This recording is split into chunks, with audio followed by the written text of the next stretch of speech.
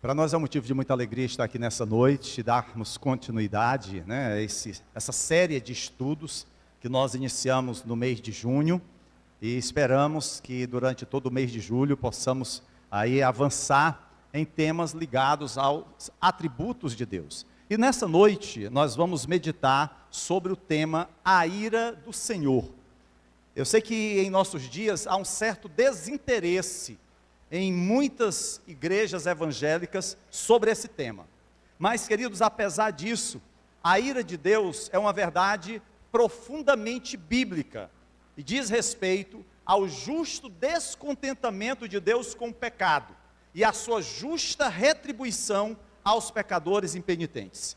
Por um lado, a ira de Deus relaciona-se ao descontentamento de Deus com o pecado, com a rebeldia, com a iniquidade do homem. E ao mesmo tempo, a ira de Deus é uma justa retribuição com relação àqueles que não se arrependem dos seus pecados. Mas o que é que as Escrituras dizem acerca da ira de Deus? Qual a importância dessa doutrina para o bem do Evangelho, da teologia e do discipulado cristão? Em nosso culto de ensino, nós procuraremos responder a essas duas perguntas, crendo que em nosso relacionamento com Deus, nós não podemos desconhecer, descrer ou desvalorizar tão valioso ensino para a nossa vida. Infelizmente, atualmente, a ira de Deus é uma verdade estranha e até mesmo indesejada.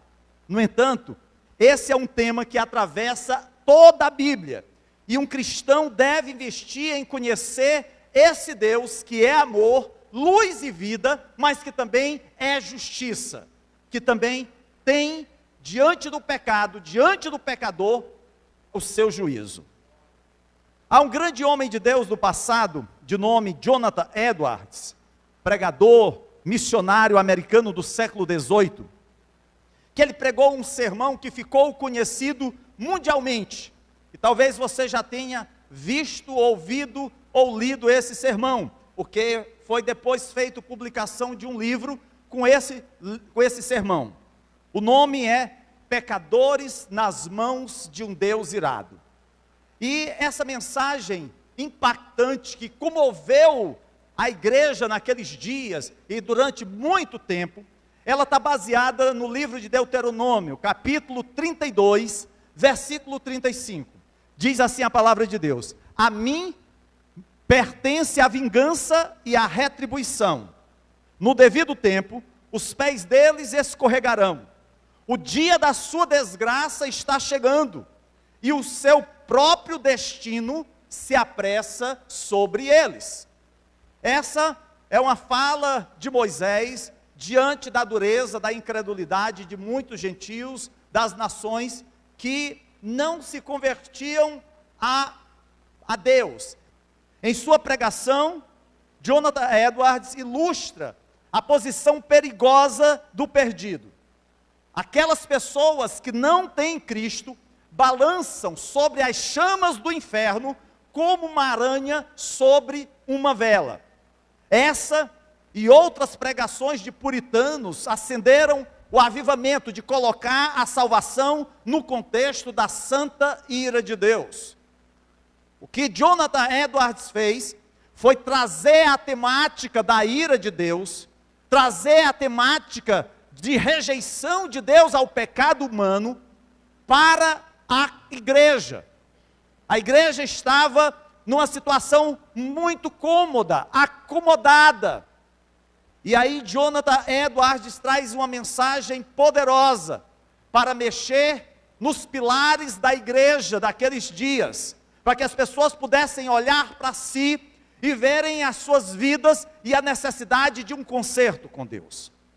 Porém, com o passar dos anos, e chegando hoje ao século 21, nós vemos um grande contraste da mensagem pregada no passado por Jonathan Edwards com a mensagem dos nossos dias. A ira de Deus foi eliminada de muitos, ou da maioria dos púlpitos. Os alertas de Jonathan Edwards contra o inferno foram substituídos pela mensagem positiva, de autoajuda, açucarada, que afaga o ego e coloca o homem no centro da adoração. É muito fácil a gente ver isso, por exemplo, com as letras das músicas gospel de nossos dias. É o homem que deve ser beneficiado em tudo. Não é Deus que tem que ser adorado.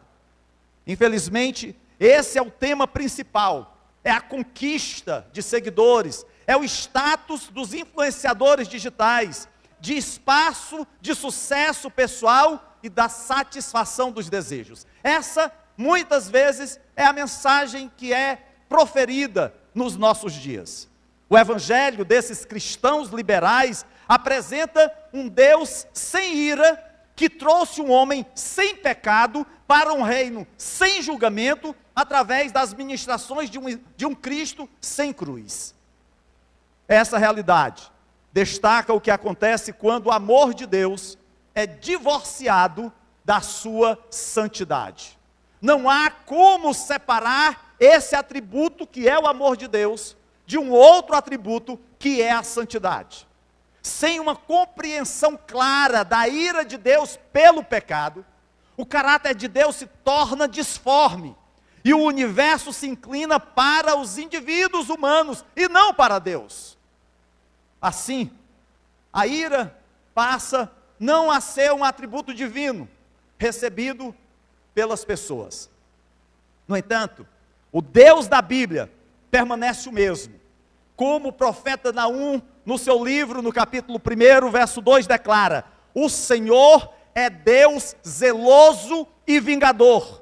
O Senhor é vingador, seu furor é terrível. O Senhor executa vingança contra os adversários e manifesta o seu furor contra os seus inimigos.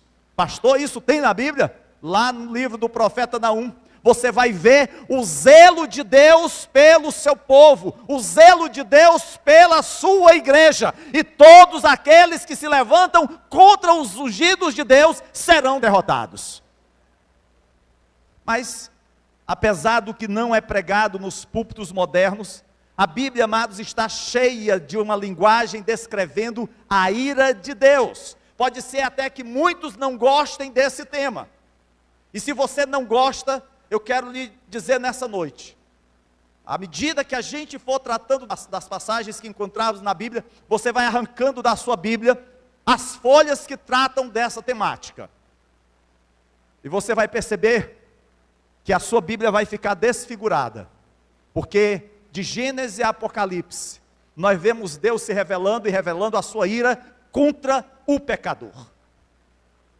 Mas nos voltemos inicialmente ao Velho Testamento. E é interessante, queridos, que a ira de Deus no Velho Testamento não é uma paixão caprichosa, mas é uma reação severa da natureza divina ao mal. A ira de Deus é a vingança dele, tomada contra todas as formas de maldade do homem. A palavra traduzida pela primeira vez como ira, é encontrada lá em Êxodo, capítulo 22, versículo 24.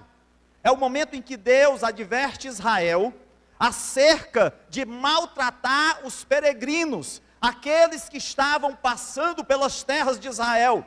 E Deus então declara ao seu povo: com grande ira matarei vocês à espada, suas mulheres ficarão viúvas e seus filhos órfãos. É isso que Deus está dizendo ao seu povo, e está dizendo: olha, vocês se maltratarem aqueles que visitam vocês, aqueles que são peregrinos na terra de Israel, vocês serão mortos. Esse versículo, queridos, captura a severidade de Deus e se aplica não à justiça do povo, não se aplica à bondade do povo, mas se aplica ao pecado do povo. Deus advertiu Adão em Gênesis, no capítulo 2, verso 17, quando ele disse: não coma da árvore do conhecimento do bem e do mal, porque no dia em que dela comer, certamente você morrerá. Queridos, nosso pecado tem consequência. Foi isso que Deus disse naquele dia para aquele casal. A morte entrou no mundo através do pecado de Adão. conforme está escrito em Romanos capítulo 5, verso 12. Portanto, da mesma forma como o pecado entrou no mundo por um homem, e pelo pecado a morte, assim também a morte veio a todos os homens, porque todos pecaram. Todos nós pecamos, e por isso nós enfrentamos a morte. Por isso nós temos que passar pela morte. É isso que a gente vê, por exemplo, lá em Romanos, aonde a morte é o castigo de Deus sobre todo o pecado. É como Moisés que nos leva no Salmo 90 a refletir sobre a iniquidade, sobre a brevidade da vida. Tudo isso, queridos, é uma marca da vida humana. Dessa forma, a ira de Deus é uma realidade comum e inescapável em nosso mundo amaldiçoado pelo pecado. Cada cemitério é um testemunho vivo da ira de Deus. Cada funeral é um lembrete de que a morte eterna nos espera a todos, a menos que nos refugiemos no portador da ira de Deus, que é Jesus. Se nós não nos refugiarmos em Jesus, não há escapatória. É isso que a Bíblia diz. Não há outro caminho. Só Jesus é que pode nos conduzir ao perdão de Deus. Para que a ira de Deus não desça sobre nós, nós precisamos estar refugiados em Jesus. É por isso que nós, enquanto igreja, temos uma grande responsabilidade de pregar a mensagem de Cristo. Um dia alguém pregou e nós confessamos a Cristo. Hoje nós somos privilegiados de estarmos na casa do Senhor. Somos privilegiados, porque outrora estávamos no mundo, outrora estávamos perdidos, outrora éramos escravos do diabo, outrora estávamos fadados ao inferno, mas Ele nos resgatou, Ele nos comprou com um alto preço. Não foi mérito seu, não foi mérito meu, foi Deus na nossa vida. O que encontramos no Velho Testamento, queridos, é que a ira de Deus em relação ao pecado é algo real e mortal. Por exemplo, o exílio de Adão e Eva do Éden, eles tinham o paraíso nas suas mãos, mas o pecado os lançou fora dali. Para não falar do dilúvio, para não falar da destruição de Sodoma e Gomorra, para não falar da derrota de Faraó e seu exército no Mar Vermelho, para não dizer acerca da incineração de Nadab e Abiú. Tudo isso é exemplo da ira de Deus. Embora apenas Levítico 10, verso 6, use a palavra ira divina, cada um desses casos relatados no Velho Testamento mostra o zelo de Deus por sua santidade. É por isso que continuamente nós vemos na palavra de Deus no Velho Testamento a expressão: sede santo como eu sou santo, diz o Senhor. A santidade, queridos, é algo que todos nós, como povo de Deus, devemos perseguir. E isso, amados, é um embate diário, porque a nossa mente está manchada pelo pecado, a nossa boca está maculada pela iniquidade. As nossas atitudes refletem um homem pecador. Através da intervenção divina, é que nós podemos ver a ira de Deus aplicada plenamente nos homens. É importante ressaltar, queridos, que a ira de Deus nunca é precipitada, nunca é desconectada dos demais atributos divinos. Moisés declara lá em Êxodo, capítulo 34, verso 6, Jeová, o Senhor, Deus misericordioso e piedoso, tardio em irar-se e grande em paciência e verdade. Olha só quantos atributos de Deus: misericordioso, piedoso, grande em paciência e verdadeiro, tardio em irar-se. Tudo isso é atributo de Deus. É por isso que nós não podemos separar e dizer assim: o Deus do Velho Testamento é um Deus irado, e o Deus do Novo Testamento é um Deus amoroso. Mas nós vamos ver que quem fala mais acerca da ira divina são os evangelhos, é o próprio Jesus, é quem mais fala acerca de inferno. É Jesus no livro de Apocalipse que revela todo o peso da condenação de Deus para com os ímpios.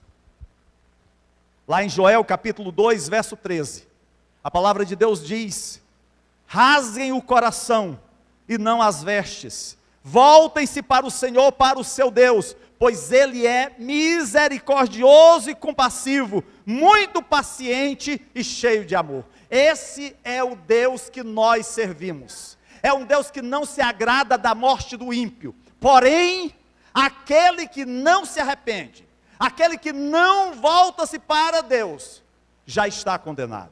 Lá no livro de Números, capítulo 14, versículo 18, diz: o Senhor é muito paciente e grande em fidelidade, e perdoa a iniquidade e a rebelião, se bem que não deixa o pecado sem punição. Deus perdoa, Deus nos limpa de todo o pecado, Deus não deixa o pecado sem punição. De Gênesis a Malaquias, nós encontramos um testemunho constante da ira de Deus contra o pecado. Isso foi verdade em todas as nações e em todos os períodos da Bíblia. Agora, queridos, vejamos no Novo Testamento. Alguns argumentam que o Deus do Novo Testamento é um Deus totalmente amoroso, em contraste com o Deus do Velho Testamento, que é totalmente vingativo. O Deus do Velho Testamento é um Deus vingativo, enquanto que o Deus do Novo Testamento é um Deus amoroso. Mas será que é isso mesmo? Tal divisão das Escrituras, queridos, não corresponde aos dados bíblicos. Do ministério de João Batista, que fala acerca daqueles que estão ali, e ele os chama de raça de víboras, até o livro de Apocalipse, que fala acerca da ira do Cordeiro, nós vamos ver que são várias vezes que o julgamento de Deus está presente. Em Atos, no capítulo 10, versos 42 a 43, nos é dito: Ele nos mandou pregar ao povo e testemunhar que este, falando de Jesus, é aquele a quem Deus constituiu juiz de vivos e mortos. Todos os profetas dão testemunho dele, de que todo aquele que nele crê, recebe o perdão dos pecados mediante o seu nome. Jesus, ele é juiz, ele julga vivos e julga mortos, e ele é aquele pelo qual nós recebemos perdão dos nossos pecados. As palavras de Pedro em Atos indicam, queridos, como Cristo cumpriu todas as promessas proféticas e advertem a igreja acerca de um julgamento futuro. Essa promessa de julgamento futuro atravessa o Novo Testamento e serve de pano de fundo para a mensagem da salvação. Nós não podemos separar a mensagem da salvação da ira de Deus.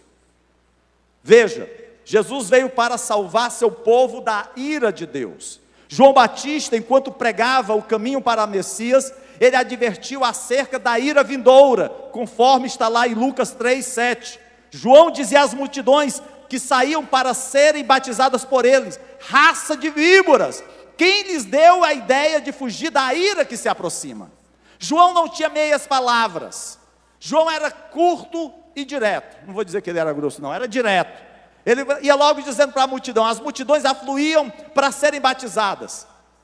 As pessoas procuravam uma novidade, não é muito diferente dos nossos dias. As pessoas gostam de novidade. E à medida que as novidades vão surgindo, as pessoas vão concorrendo para cá, para lá, e se esquecem das verdades da palavra de Deus. Porque o que importa é a novidade. Ah, se você tem ali um local aonde agora tem o cuspe santo, nós vamos para lá. Ah, não, mas agora ali tem a toalha ungida, é para lá que eu vou. Ah, mas ali tem um dente de ouro que está nascendo na boca de todo mundo, pois para lá que eu vou concorrer. Nós gostamos de novidades. Precisamos buscar a seriedade da palavra de Deus. É por isso que João Batista foi tão incisivo em dizer: raça de víboras, quem lhes deu a ideia de fugir da ira que se aproxima? O próprio Jesus falava regularmente da ira de Deus. É por isso que lá em Mateus capítulo 18, verso 8, ele fala do fogo eterno. E lá em Marcos 9,48, ele fala do verme que não morre e o fogo que não se apaga. Em João capítulo 3, verso 36, a salvação do Filho está em contraste direto com a ira de Deus. Ele diz: quem crê no Filho tem a vida eterna. Quem não obedece ao Filho não verá a vida, mas a ira de Deus permanece sobre ele. O que Jesus está dizendo é o seguinte: olha, queridos, vocês têm duas opções. A decisão compete a vocês tomarem. Ninguém vai pegar na mão de você e vai puxar para que você faça isso. É você que tem que ter a decisão na sua frente. Se você crê no Filho, tem a vida eterna. Mas quem não obedece, não verá a vida. E a ira de Deus permanece sobre ele. Essa foi a mensagem de Jonathan Edwards para a sua plateia. E a história diz que as pessoas que ouviram a mensagem de Jonathan Edwards seguravam nos pilares da igreja, porque tinham medo de cair no inferno. Infelizmente, hoje, queridos, nós nos acostumamos com as coisas desse mundo, e tudo é normal, tudo é normal. É por isso que o Senhor nos ordenou para que pregássemos sobre o julgamento de Deus. Mas além disso, queridos, o resto do Novo Testamento, além dos evangelhos, está igualmente comprometido em falar da ira de Deus. O apóstolo Paulo e outros apóstolos falam do julgamento pessoal de Deus. Por exemplo, Romanos capítulo 1, verso 18. A ira de Deus é revelada do céu contra toda a impiedade e injustiça dos homens que suprimem a verdade pela injustiça.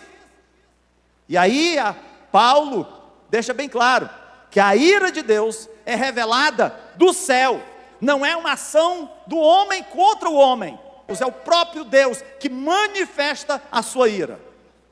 E lá em Romanos capítulo 2, versos 5 e 8, diz: contudo, por causa da sua teimosia, do seu coração obstinado, você está acumulando ira contra si mesmo, para o dia da ira de Deus, quando se revelará o seu justo julgamento. Haverá ira e indignação para os que são egoístas, que rejeitam a verdade e seguem a injustiça. E isso Paulo está falando aos crentes de Roma. Está dizendo, queridos, que nós, enquanto povo de Deus, precisamos mudar os nossos maus hábitos. Lá em Romanos capítulo 5, verso 9, Paulo diz: como agora fomos justificados pelo seu sangue, muito mais ainda seremos salvos da ira de Deus por meio de Jesus. Precisamos nos lembrar, amados, do grande sacrifício de Cristo. Infelizmente parece que a rotina do dia a dia, os relacionamentos conturbados, as dificuldades financeiras, as lutas diárias acabam por roubar a perspectiva da eternidade do nosso coração. Lá em Romanos capítulo 3, versos 5 e 6 diz: mas se a nossa injustiça ressalta de maneira ainda mais clara a justiça de Deus, que diremos? Que Deus é injusto por aplicar a sua ira? Claro que não. Se fosse assim, como Deus iria julgar o mundo? Hoje, nos nossos dias, em muitos meios evangélicos, circula a ideia de uma salvação universal, de que ninguém será condenado, que Deus vai receber a todos e vai levá-los para o céu. Estão lançando a morte de Cristo na lama, sem valor, porque a palavra de Deus diz claramente que Deus amou o mundo de tal maneira que enviou o seu Filho, para que todo aquele que nele crê, não é toda a humanidade, é quem nele crê, não pereça, mas tenha a vida eterna. De todas essas maneiras, Romanos, a carta dedicada a explicar o Evangelho, apresenta um retrato completo da ira de Deus. Mas Paulo não fala da ira de Deus apenas na carta aos Romanos. Lá em Efésios capítulo 2, verso 3, diz assim: anteriormente, todos nós também vivíamos como eles, como gentios, satisfazíamos as vontades da nossa carne, seguíamos os nossos desejos e pensamentos. Como os outros, éramos, por natureza, merecedores da ira. Essa era a nossa situação no passado. É por isso, querido, que nós precisamos lutar continuamente, com todas as nossas forças, contra o pecado. Nós não podemos de forma nenhuma ceder ao pecado.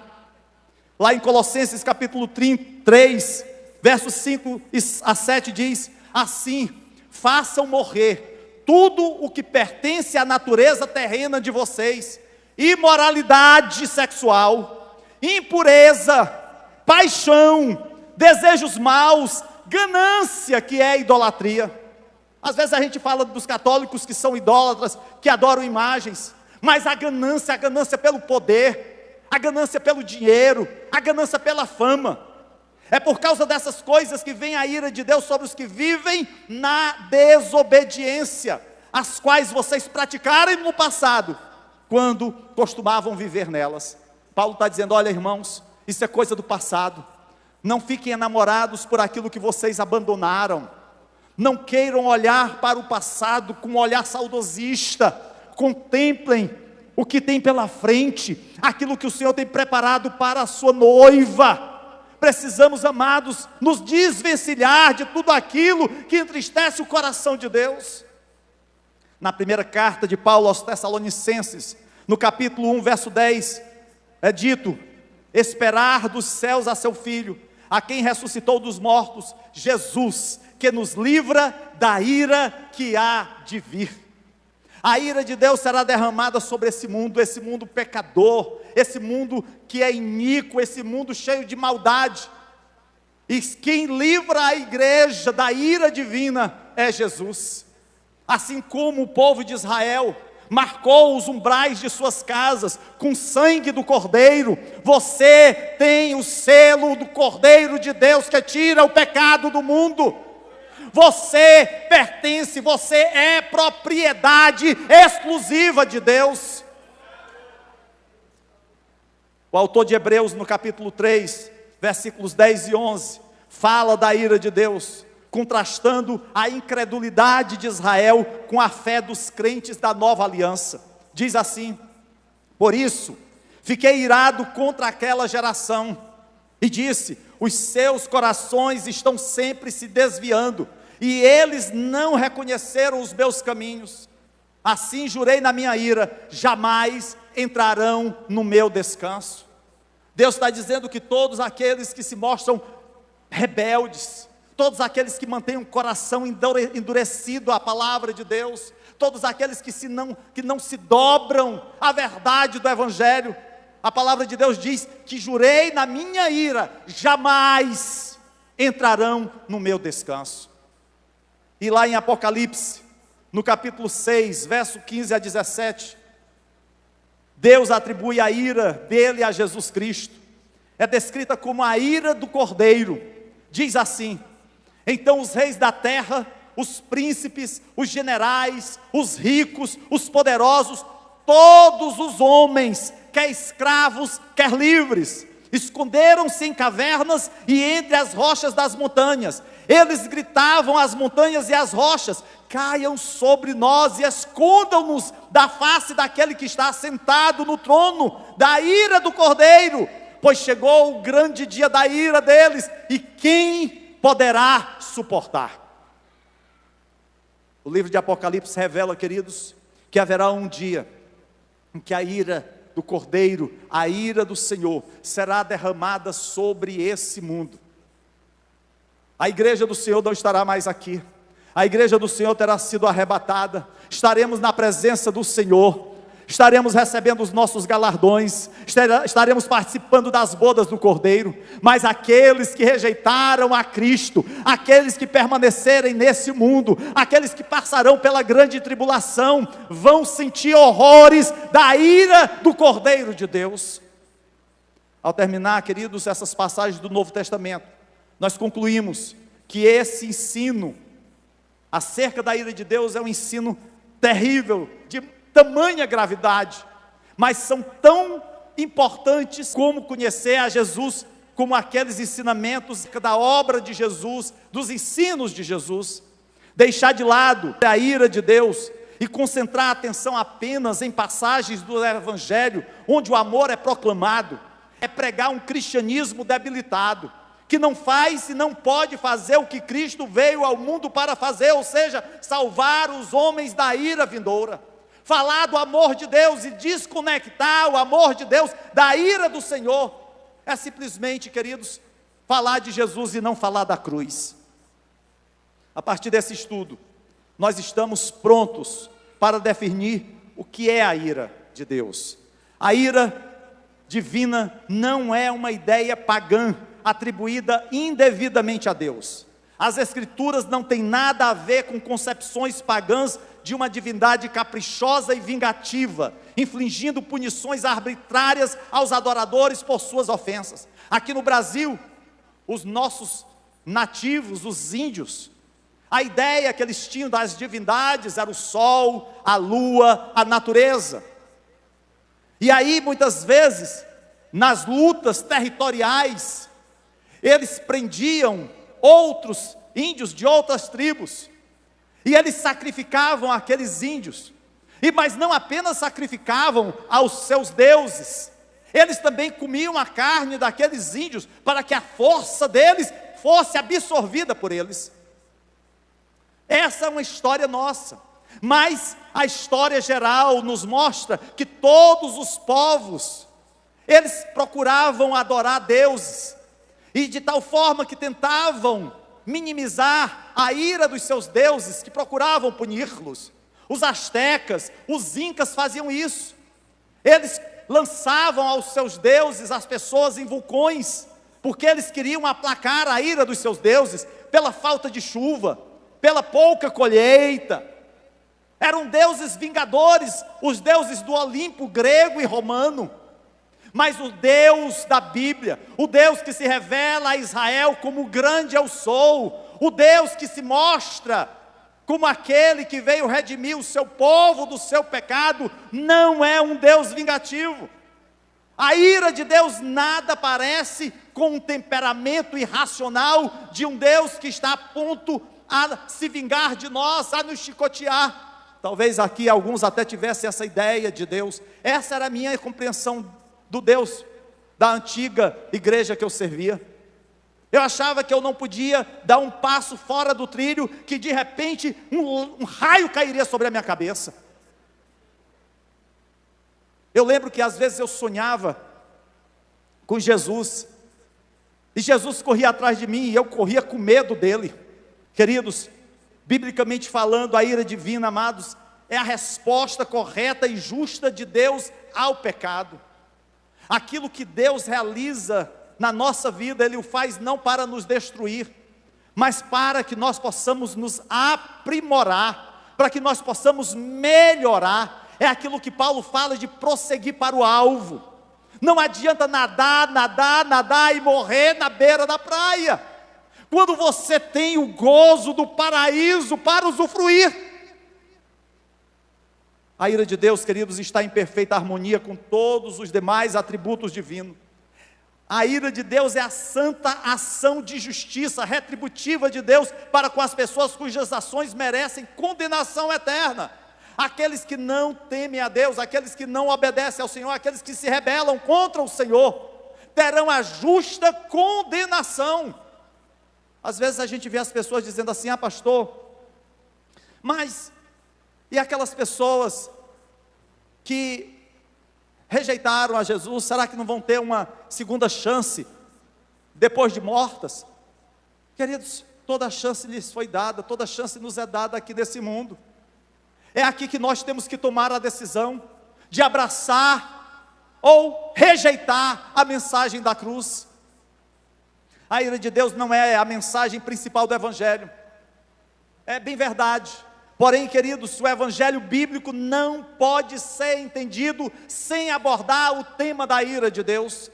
Na cruz, Deus, o Filho, suportou todo o peso do juízo divino, mesmo quando se ofereceu para beber o cálice cheio da ira de Deus, que seria derramado sobre os ímpios. O cálice da ira de Deus seria derramado sobre a tua vida, sobre a minha vida, mas Jesus o sorveu por completo, por amor a cada um de nós. assim como aprendemos com as orações de Jesus, lá no jardim, no Getsêmani, não havia outra maneira da ira divina ser removida, senão através da sua morte na cruz. Para todos aqueles que confiam em Cristo, este castigo é removido. Todos aqueles que confessaram a Jesus, esteja certo que não há condenação para a sua vida. O diabo vai procurar de todas as formas lançar alguma dúvida no teu coração, e vai dizer: como pode aquele pecado do passado? Você já esqueceu a traição? Você já esqueceu o que você fez? E você poderá dizer: eu posso não ter esquecido, mas o meu Deus lançou no mar do esquecimento. Essa dívida já foi paga por mim. Mas para aqueles que recusarem a Deus, para aqueles que recusarem a Cristo, a ira de Deus permanece. Lá em João capítulo 3, verso 36 diz: por isso, quem crê no Filho tem a vida eterna. O que todavia se mantém rebelde contra o Filho, não verá a vida, mas sobre ele permanece a ira de Deus. Queridos, no julgamento final, Deus separará aqueles pelos quais Cristo suportou a sua ira, daqueles que suportarão o castigo divino. Ainda assim, as realidades eternas do céu e do inferno só podem ser compreendidas com uma compreensão adequada da ira de Deus. Hoje, nem sempre a gente entende, percebe o peso do pecado.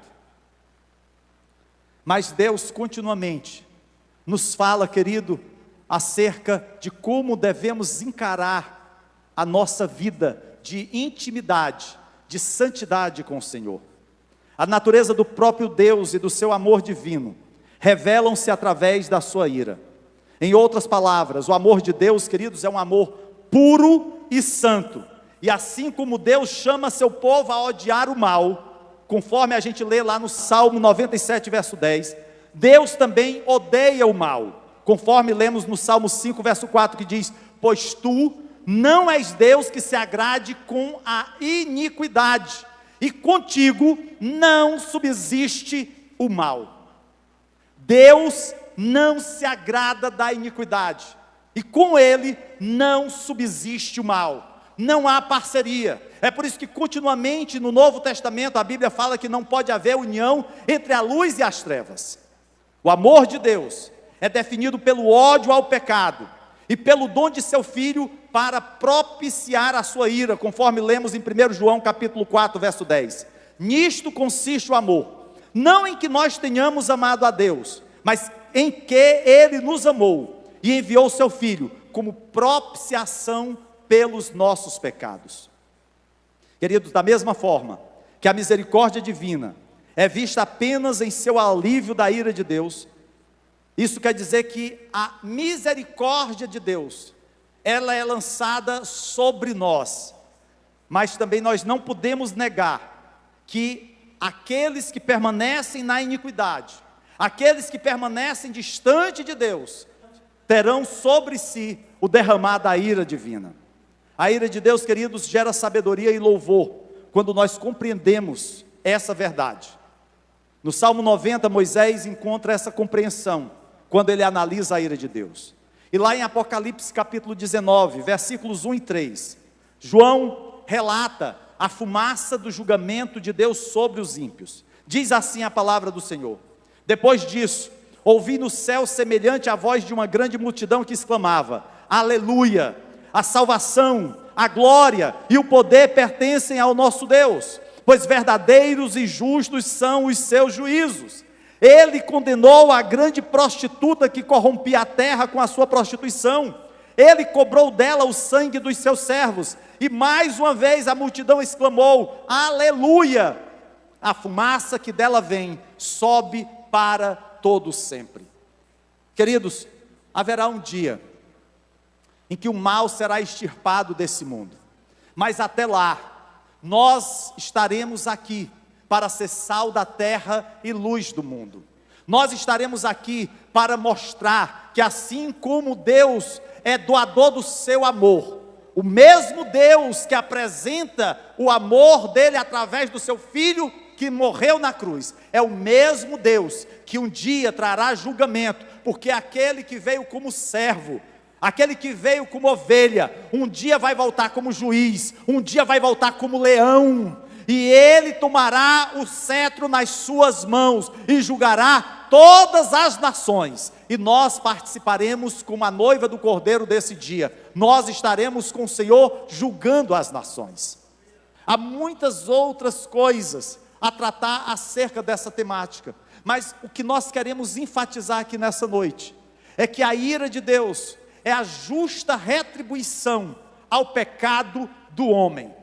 Nós não podemos achar que o homem continuará pecando e achando que isso é normal.